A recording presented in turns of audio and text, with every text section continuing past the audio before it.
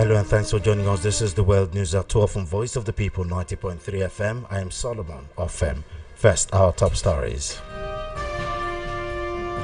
Nigerian Army records low recruitment, turnout and screening. Repentant bandits attack farmers in Kaduna, abduct 20 persons. As discussions for state police intensifies, governors demand greater powers.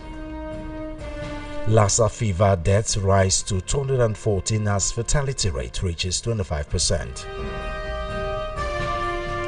Outside Nigeria, about 20 drown in France trying to escape heatwave sweeping much of Europe.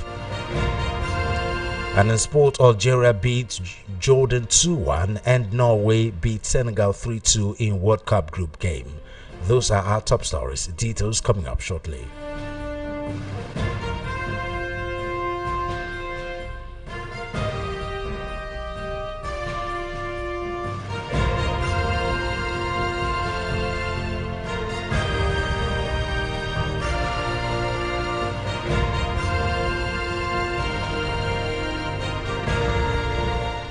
First on the news. The ongoing Nigerian Army recruitment screening exercise in Oyo State has recorded a low turnout of shortlisted candidates, prompting the federal government and the Federal Character Commission (FCC) to express concern. The FCC warned that the poor participation could affect efforts aimed at ensuring equitable representation in federal recruitment processes, as only 472 of the 941 shortlisted candidates reported for the screening exercise in the state. Speaking with journalists during the monitoring exercise at the 2 Mechanized Division Adekunle Fajuyi Military Cantonment in Ibadan, the FCC Commissioner representing Oyo State, Ayodeji Abbas Aleshin lamented that what he described as a lackadaisical attitude of many applicants towards the exercise. According to him, only 472 out of 941 candidates shortlisted for the screening exercise reported at the venue, despite the figure already being considered inadequate for a state of Oyo's size and population. The urged applicants whose documents required corrections or updates to take immediate steps to regularize them, advising candidates to liaise with their parents and guardians to obtain the necessary original document. Aleshin noted that a significant number of applicants arrived at the screening center without complete documentation. He disclosed that more than half of the shortlisted candidates failed to present their original credentials, while several others had discrepancies in their documents that required rectification.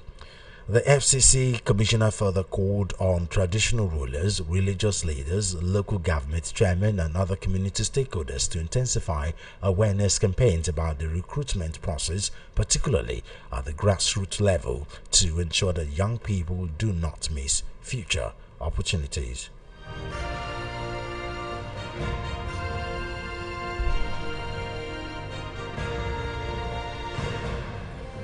Bandits who were believed to be repentant on Monday morning killed an unspecified number of farmers and abducted nearly 20 others in the Benin-Gwari local government area of Kaduna State.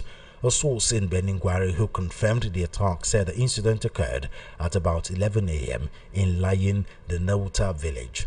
According to the source, the armed bandits stormed farmlands located north of the village and opened fire on farmers in what was described as a guerrilla-style attack. 7 women and about 15 men were abducted during the attack, although the figures remained preliminary. Several farmers were also injured, while local residents and volunteers continued search and recovery efforts late into the night. As of 11:30 p.m., 6 bodies had been recovered from the attack scene, while efforts were ongoing to locate other victims. Community sources fear the death toll could rise as more casualties are accounted for. The actual number of those killed, injured and abducted has yet to be officially confirmed. At the weekend, there was a protest against the so-called Repentant bandit in Benin-Gwari town, the headquarters of Benin-Gwari local government area of Kaduna State. The protest was sparked by the killing of Ibrahim Adamu, who was reportedly murdered by bandits along the Kaduna-Birnin-Gwari road, as well as the kidnapping of farmers in a village within the Birnin-Gwari area. The deceased, a commercial driver, is said to be a grandson of a traditional ruler in the Birnin-Gwari Emirate.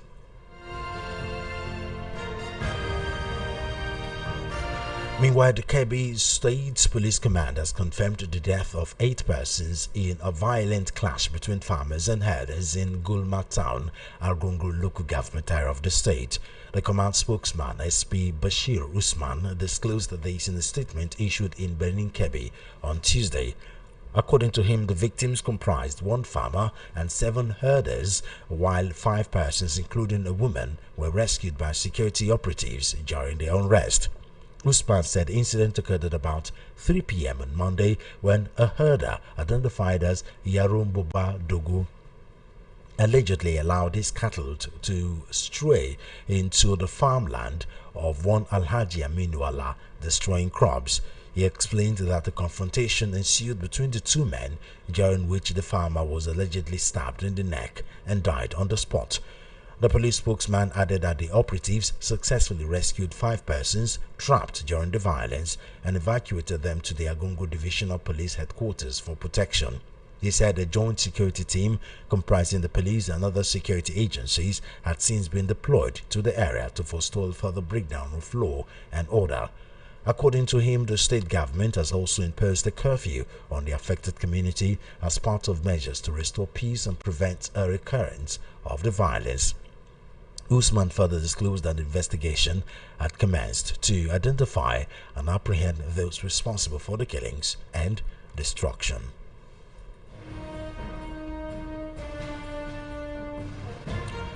Similarly, as state police intensifies, governors are seeking greater constitutional authority over security operations within their domains and guaranteed funding arrangement for the proposed state police services, according to a report of a high-level strategic meeting involving state attorneys general, legal experts and senior security officials convened by the Nigerian Governors Forum Secretariat in Abuja last week. The report contained in the NGF Bulletin provides one of the clearest frameworks yet for the establishment of state police in Nigeria, detailing proposals on operational powers, funding mechanisms, personnel management, oversight structures, and the relationship between federal and state policing institutions. According to the reports, the meeting was convened to harmonize proposals for a constitutional and institutional framework for the establishment of state police services across the country. The report described the deliberations as a significant milestone in ongoing efforts to strengthen the country's security architecture through a decentralized policing system that balances local security needs with constitutional safeguards and national cohesion. A major outcome of the meeting was the proposal for greater constitutional recognition of governors' roles in coordinating security operations within their state. The proposal is expected to reignite the debate over the powers of governors in security administration, an issue that has remained contentious since Nigeria returned to democratic rule in 1999. Although governors are commonly referred to as the chief security officers of their state, they currently exercise limited direct control over police operations because the Nigerian police force remains under federal command.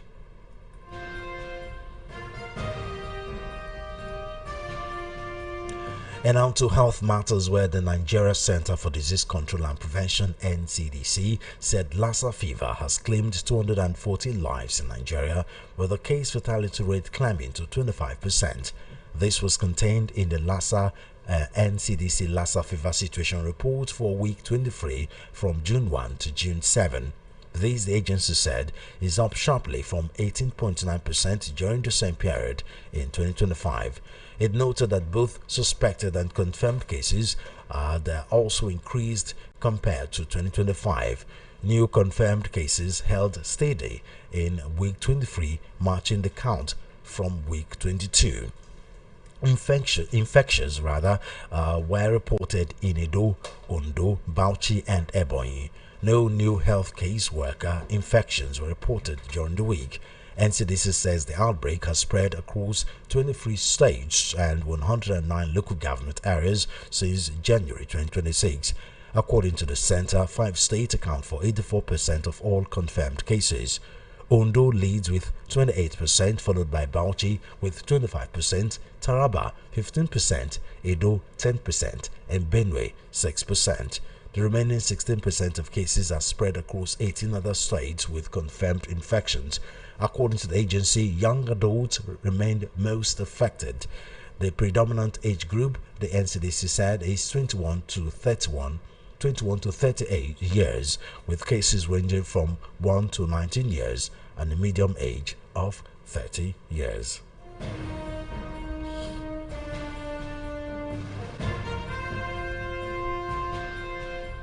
You are currently listening to the World News at 12 right here on Voice of the People 90.3 FM. We'll go straight to our analysis segment. So we have Elvis Elimihele. He's a public affairs analyst. Mr. Elimihele, thank you very much for joining us on the World News at 12. Good afternoon, Solomon. How's your day? Thank you for asking. Let's go to the most of our stories are on insecurity. Unfortunately, stories of insecurity keep coming. We get like 15, 20 a day from different parts of the country. But let's start up with the low turnout of army recruitment screening, this time in Oyo State. But that's been the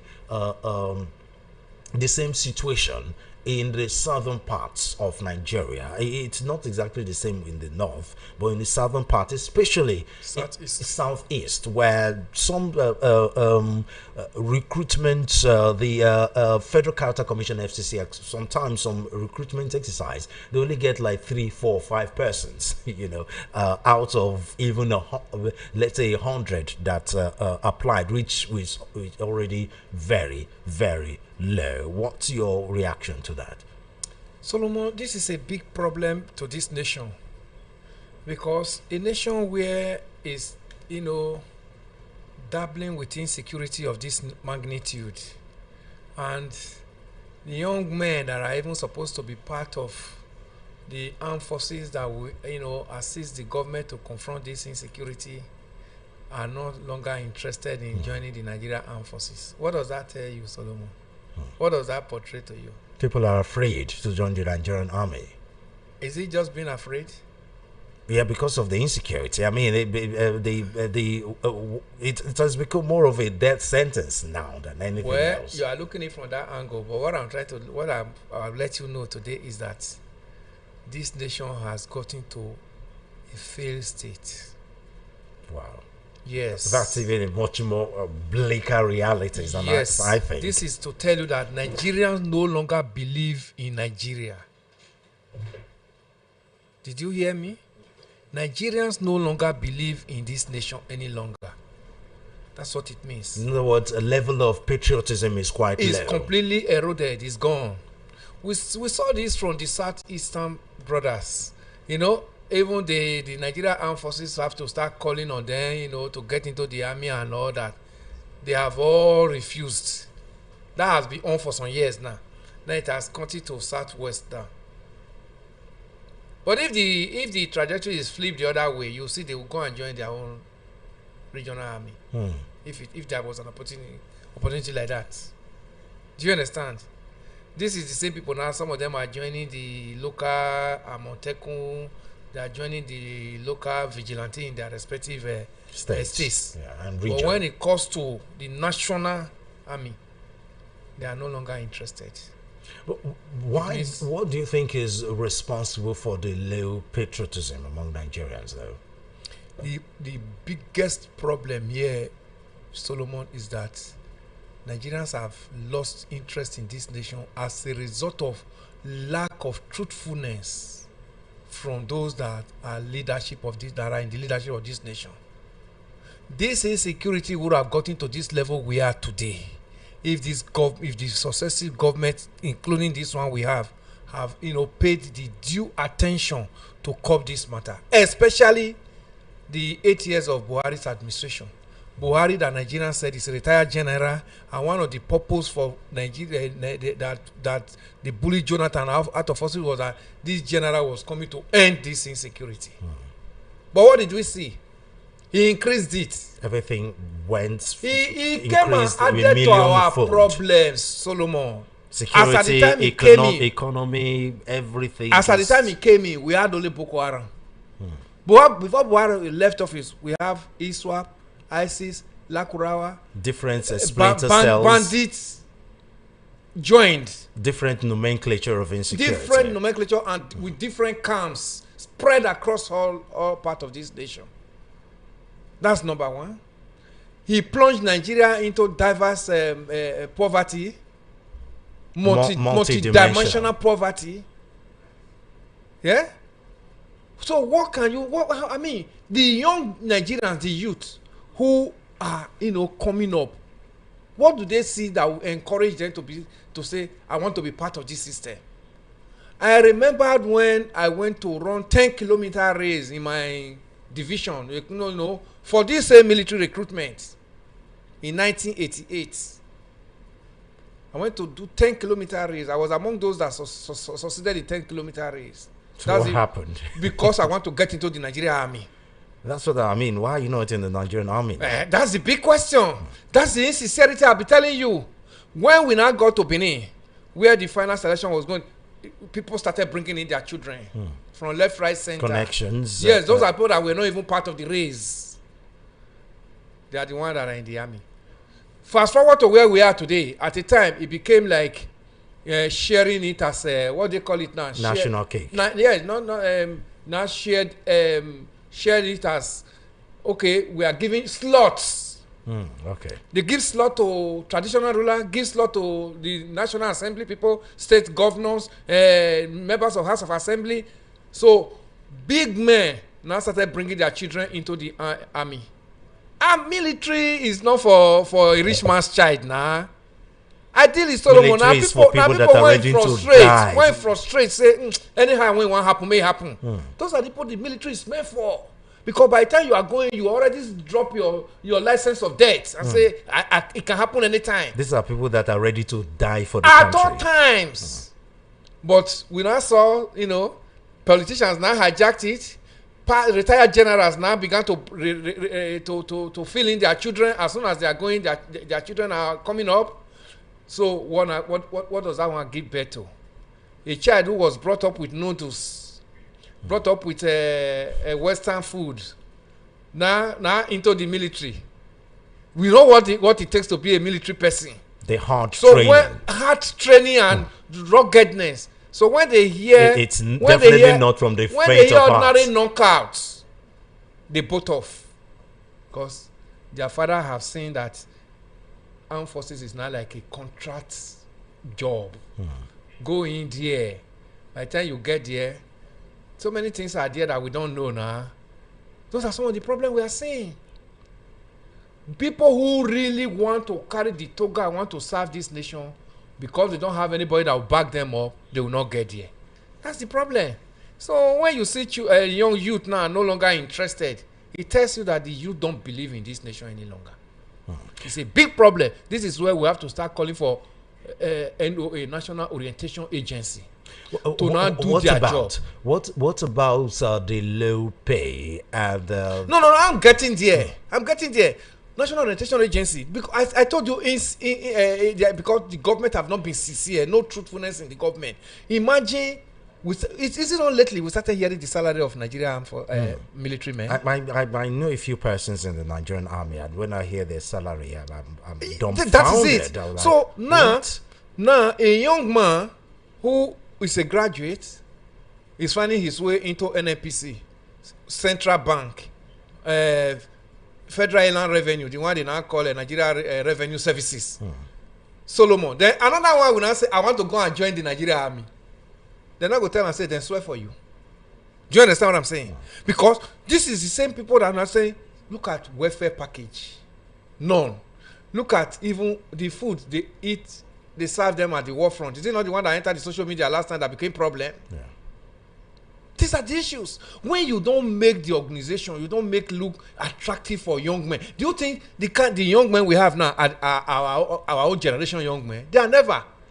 We want to do it at all costs. I know a few that entered the Nigerian military, under the rank and file, and somehow they were able to use the little salary to advance their education. They now graduate. Getting a promotion is now another even chore. Converting them, even when you are in there, because that was my major aim. I said when I get in there, with my certificate, I will now move further, get into India and all of that. I have an uncle who went in there. He went to University of Ilorin. I don't want to mention his name. He's listening to this program.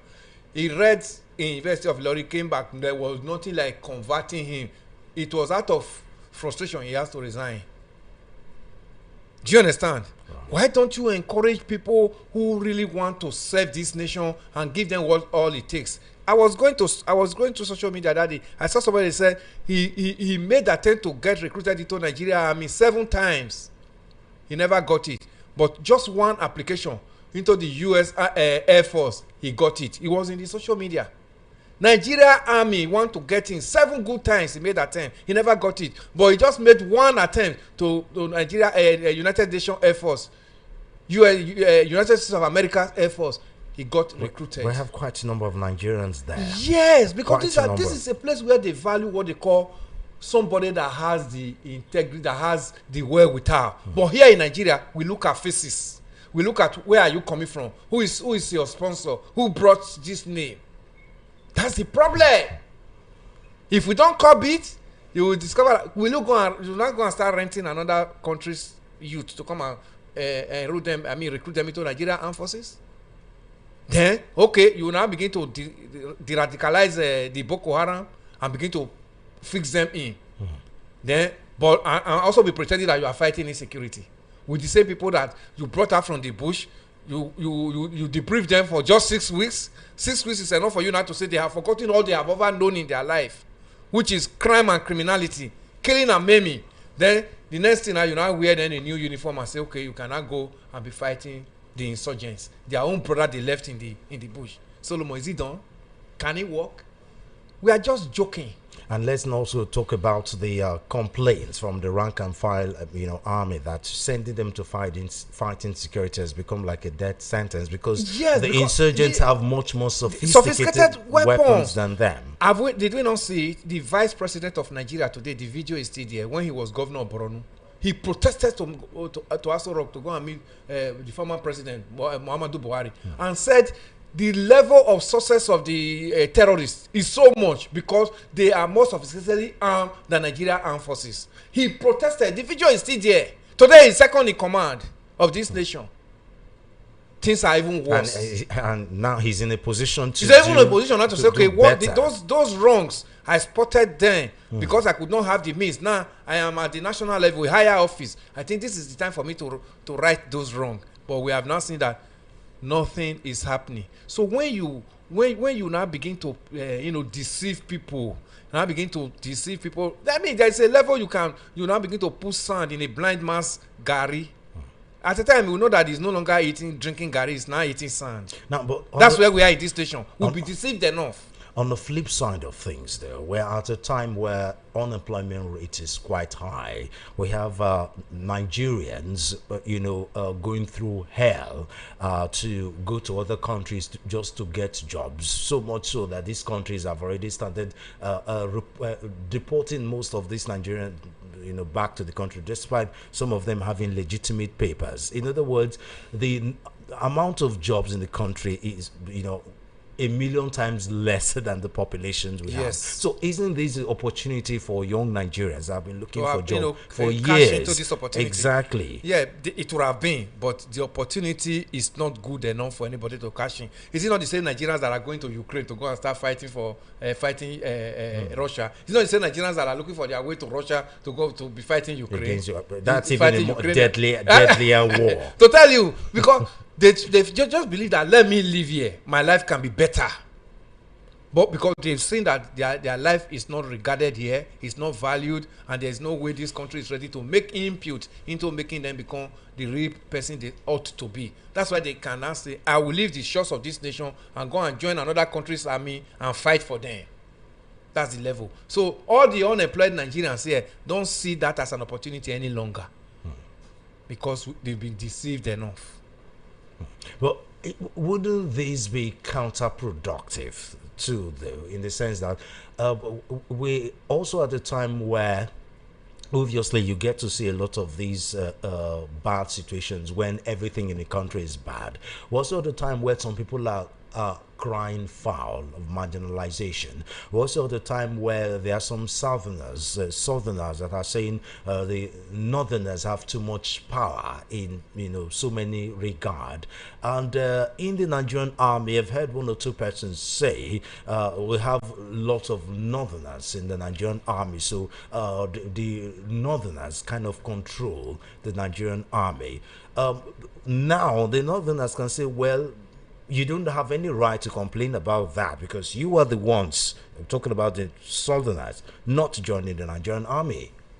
As at the time we were complaining that the northerners have an upper hand in the Nigerian army, southerners were interested in Nigerian army, but they were not given opportunity. Do you understand? The ADC to, I think, former President Goodluck Jonathan was bearing an Hausa name, but he's actually from Delta State, just because he want to get recruited into the Nigerian armed forces. Wow. Do you understand?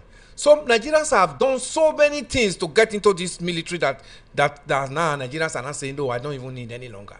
Well, as at that time when the British were leaving, they told the Northerners that they have to hold on to the Nigerian army if they will have a voice in this country, because the South was already far off in terms of education and all of that. That was when the North had that inroad into Nigerian armed forces. But the Southerners at the time also wanted to be part of it, but we're not giving that opportunity. Now the opportunity, now they don't even need it any longer. They say, make una carry and go. We are not even interested. Is that wise? It's not wise. It's not wise, Solomon, but it's out of frustration. I mean, sometimes you can't tell when opportunity comes. All this one that are happening now, Solomon, all this one that are happening now, in another 5-10 years from now, we are going to start seeing the realities of it. So much. Definitely. You understand? When you don't be hearing high-ranking officers in the Nigerian army, you will not be hearing northern part of the country. All of them from one side of Nigeria, of the country. Then you will not say, why? But it is just this now. It is out of frustration because they have not been given the right opportunity before now, and they have not been told the truth about what is going on. And even the war you are recruiting them to go and fight, they don't even know the genesis of this war. They don't even know. Nobody knows any longer where this insecurity is going to take this nation to. So everybody is now becoming afraid and becoming so apprehensive. Now, see, talking of insecurity, Bandits believed to be repentant on Monday. I mean, we've talked about this non-kinetic approach that the Nigerian army has been using, for a while, and how it is not working, where these people have been absorbed into the society. And we've talked about the danger. I mean, even allegations of them even being recruited into the Nigerian army. We've talked about the dangers of it. Well, we begin to get so many stories about them. This one, Bandits believed to be repentant, on Monday morning killed a yet to be identified number of farmers and abducted nearly 20 others in the Benin-Gweri local government area of Kaduna State.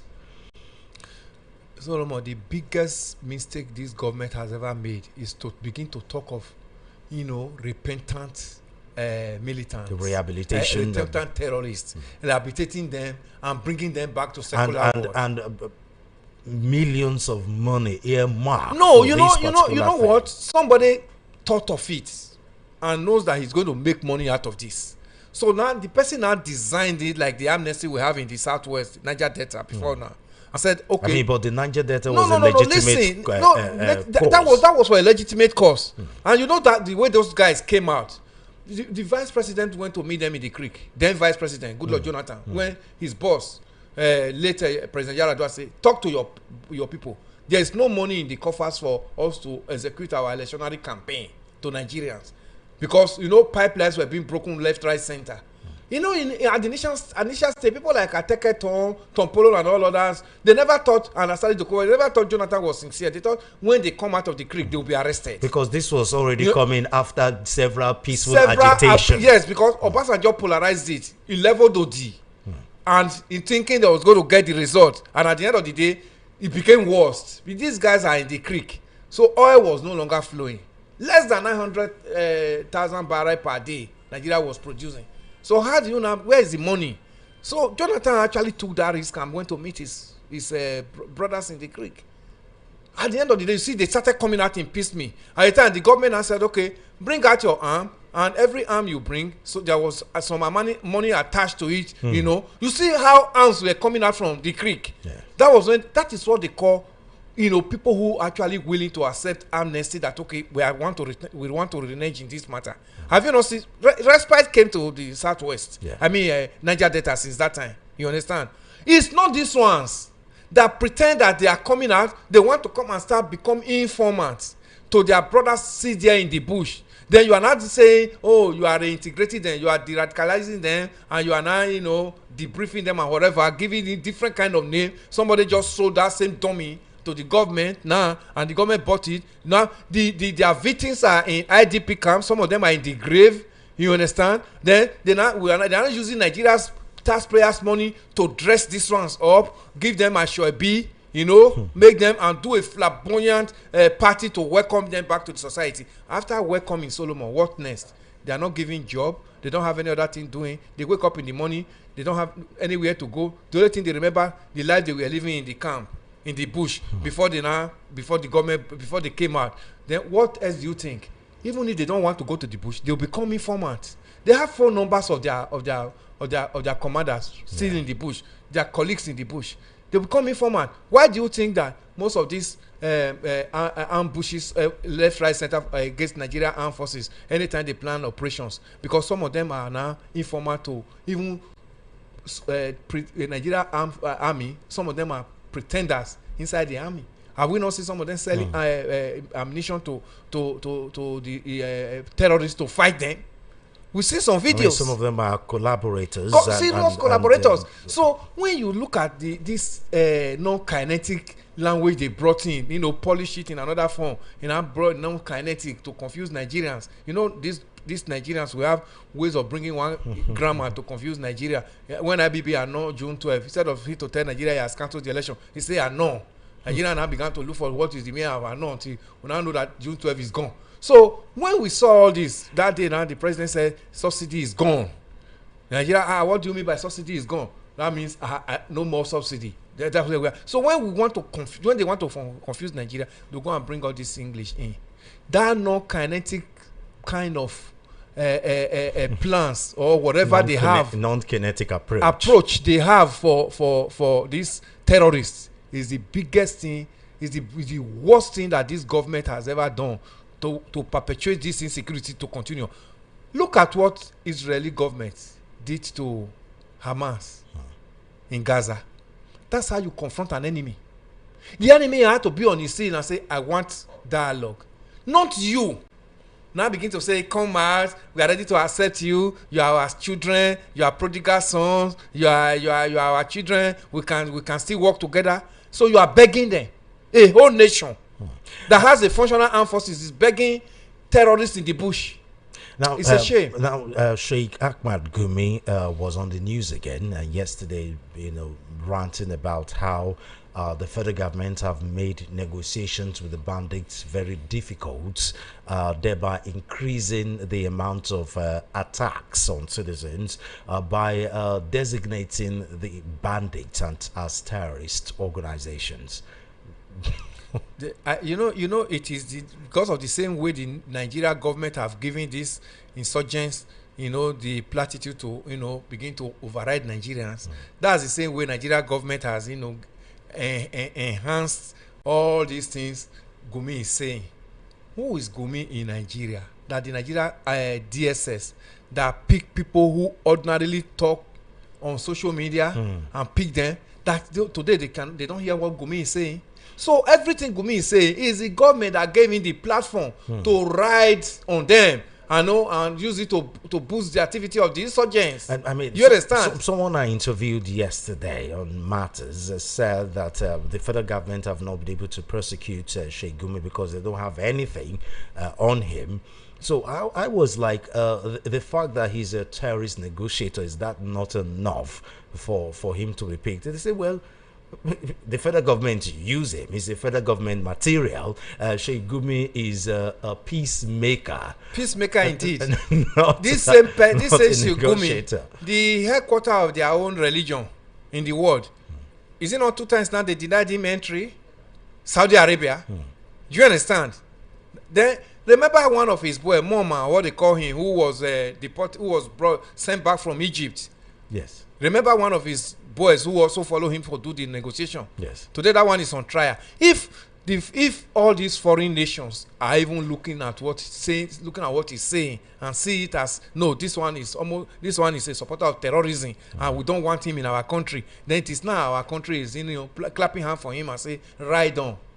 That's why I tell you, these are some of the things that are making this young man not to be interested in going into the army. But isn't it a good point though? Because I mean, a lot of questions have been asked why the federal government picks some people and yet he's made some incendiary statements online and in the media. Absolutely. And he's still working free, which means something. Then the federal government don't see him as breaking the law in any way, shape, or form. I mean, maybe the federal government are also calling him a peacemaker too, instead of negotiator. In this same dispensation, in what we are going through now, probably there is something the federal government, and Gumi knows that we don't know. Do you understand? So they are giving Nigerians blank check that we don't know what to be written there. That I think that's what is going on. Otherwise, so many Nigerians that the DSS has invited have not said half of what Gumi has said. So many Nigerians that are even facing trial today, they call it cyber bullies. You know, the cyber bully, the one cyber crime and all that. They know that are facing cyber crime today in court have not said what Gumi has said. But because the federal is an appendage of the federal government, they know what they are using him for. That's why you see anytime he speaks, they pretend as if they don't hear. But they will hear the one you and I say here. Now, as discussions for state police intensify, governors are seeking a greater constitutional authority over security operations within their domain and guaranteed funding arrangements for the proposal of the state police services. On paper, these governors are the chief security officers of their states. I believe constitutionally too, it's the same thing. It's just that in practical, that's not the situation.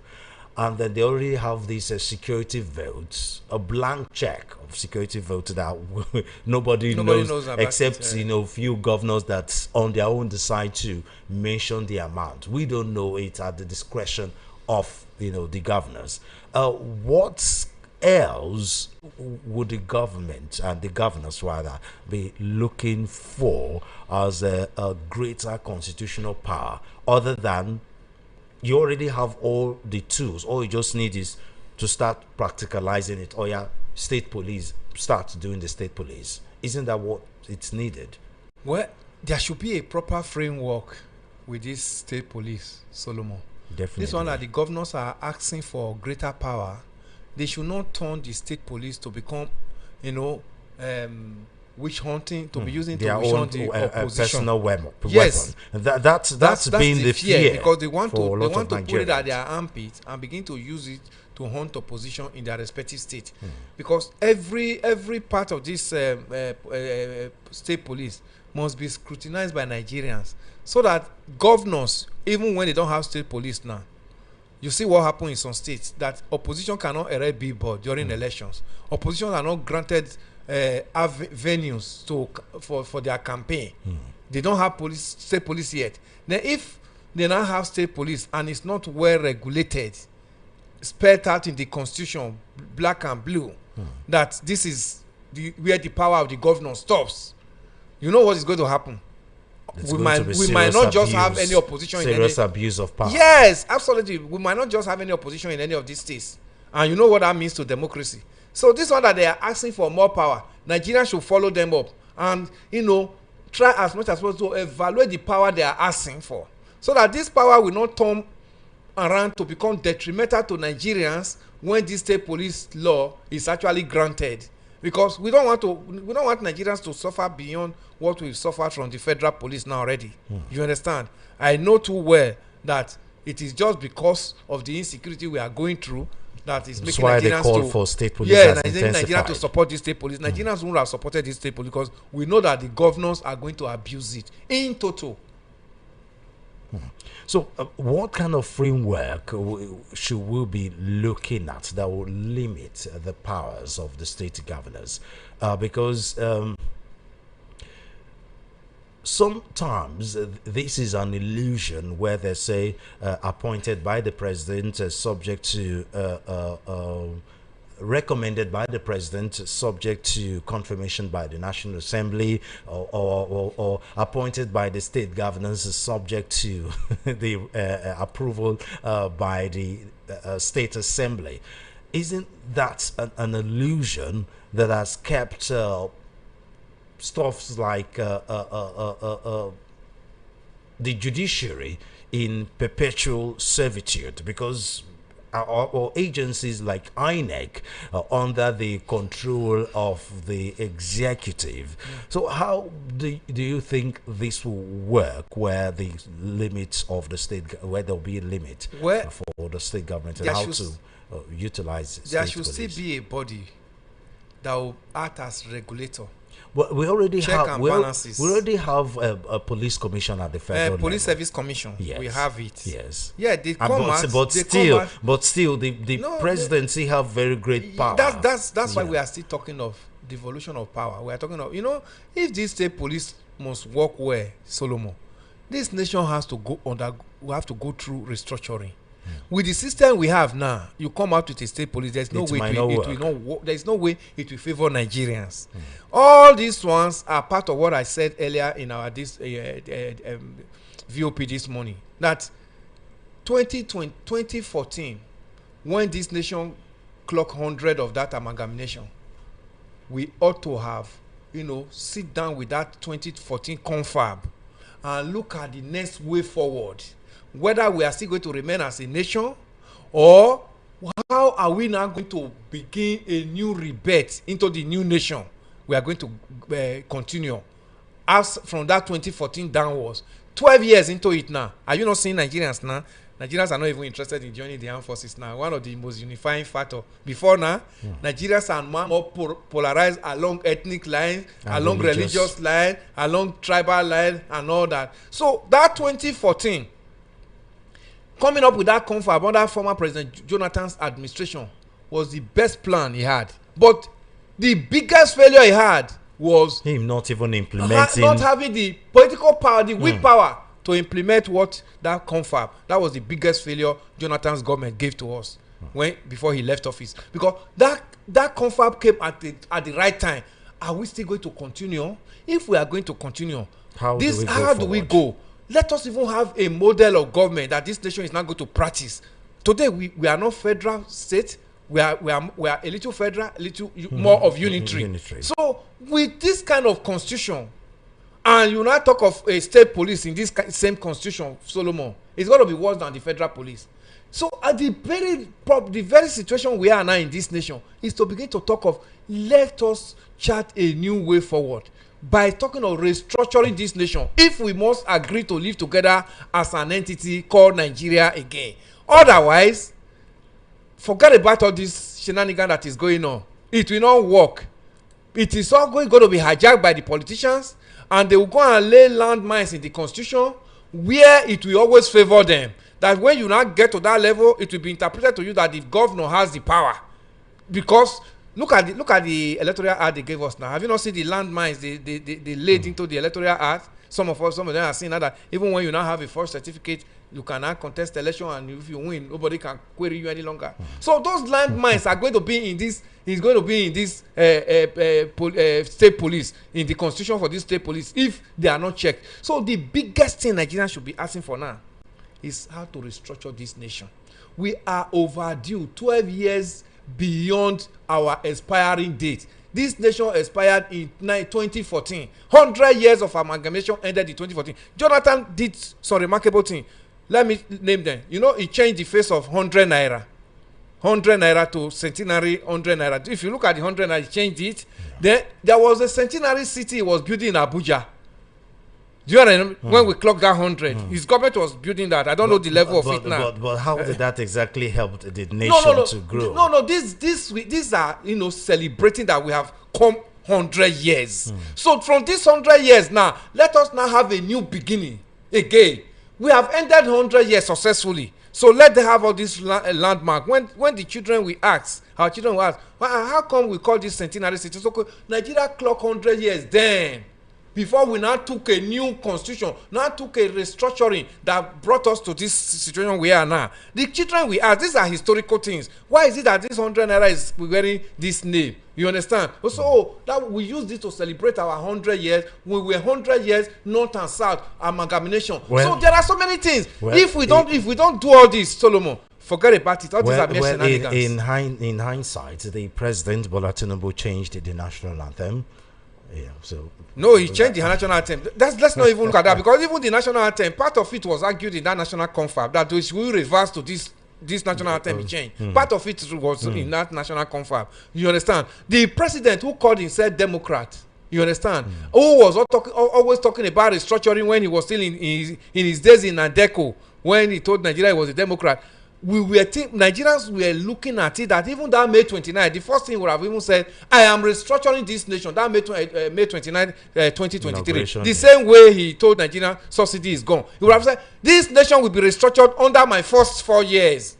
You understand? So we'll not see by now. I have so many documents already in Aso Rock. We'll dust them. We issue white paper. Those areas that is not standard enough, this government will bridge them up. Nigerians will have input. Let's think of the way forward. Where we are now already is expired. You see, every day it's like a weak cloth. When your cloth is weak, you are patching it left, right, center. By the time you wear it, even ordinary bending down, the cloth will tear again. You give it to an Obioma local tailor. Help me to patch it. This nation is completely weak. It's tearing in every part because we have to have a new way forward. And so much chaos. I mean, that's what is causing the chaos. We have two different 1,000 naira notes flying for flying now 500, the same thing for donkey of years now. Even it has come to the level that today, can you tell me the budget Nigeria is executing? The budget of this nation that we are executing. Okay. So many things are now wrong because we refuse to do the needful since 2014. Well, it is time for us to go. Mr. Elimihele, thank you very much for your time. It was a pleasure talking to you. Thank you very much. It's my pleasure, Solomon. That was Elvis Elimihele, public affairs analyst, talking to us live on VOP 90.3 FM, the World News at 12.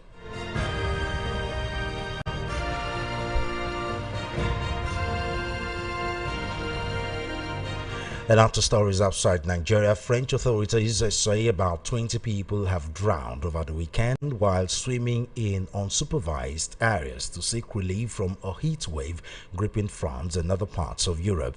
Forecasters said temperatures in much of the country will reach about 40 degrees Celsius, that's 104 degrees Fahrenheit, on Tuesday. Separately, local authorities said the heat wave was the most likely reason for the deaths of 2 children aged 2 and 4 were found unconscious in a car outside their home in Carpentras in southeastern France. 3 more people aged 80 and 95 died in the Bordeaux region from heat-related health issues, according to local official Sophie Brocas. The heat wave smashed temperature records in multiple cities, including Bordeaux and Poitiers, and strained power grids and public services. The National Weather Service placed 54 areas of France, a country without widespread air conditioning, under a red heat wave alert while schools closed early. or adjusted timetables to protect students. Elsewhere in Europe, Britain's Met Office warned on Monday that a 4-day heatwave could push temperatures above 95 Celsius, 102 Fahrenheit in parts of the country, easily breaking the June record of 35.6 Celsius at 96 Fahrenheit set in 1957 and 1976. And finally, on our sports news, Algeria came behind to beat Jordan 2-1 in a World Cup Group J game on Monday, eliminating the Asian debutant from the tournament. Amin Guri equalized Nizar Al-Rajdan's opening goal before Nadir Bemboule scored Algeria's winner in the 82nd minute in Santa Clara. The win gives Algeria hope of progressing to the knockout round if they can beat Austria in Kansas City on Saturday. Austria lost 2-0 to Argentina earlier Monday, leaving the South American stop of Group J on 6 points. The Austrians and Algeria have 3 points each. Jordan face Argentina in Arlington, Texas on Saturday in their farewell to the tournament.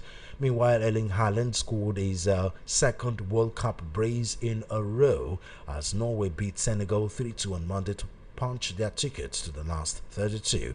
Norway substitute Marcus Holmgren Pedersen struck late in the first half in New Jersey before Haaland doubled the lead shortly after the break. Ismaila Sarr cut the deficit for Senegal, only for Haaland to push more slack defending as Norway moved through to the knockout rounds with a game to spare despite a late consolation from Sarr. Manchester City forward Haaland now has 4 goals in 2 games at the tournament, hot on the heels of Lionel Messi's double error in the day, which carried him to record 18 World Cup goals. Not to be outdone, Kylian Mbappe scored another brace too as France beat Iraq 3-0. Norway have lost only once in the last 18 matches and will take on France in a compelling battle for top spot in the group in Boston on Friday. Senegal must beat Iraq, who are also without a point in their final game, to stand a chance of avoiding an early exit.